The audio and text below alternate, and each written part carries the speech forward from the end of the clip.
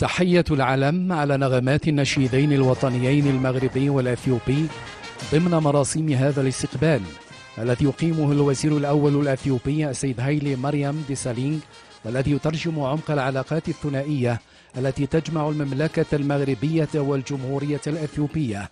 يستعرض جلالة الملك محمد السادس حفظه الله تشكيلة من حرس الشرف تؤدي لجلالته التحية الرسمية.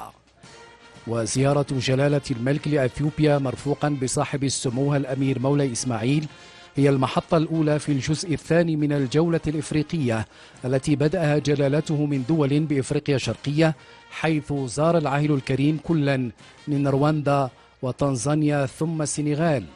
وتكتسي زيارة جلالة الملك لجمهورية أثيوبيا أهمية خاصة باعتبارها أول زيارة لجلالة الملك لهذا البلد الإفريقي الشقيق، ومن هذا المنطلق ينظر إليها هنا في أديس أبابا باعتبارها حدثا متميزا بكل المقاييس.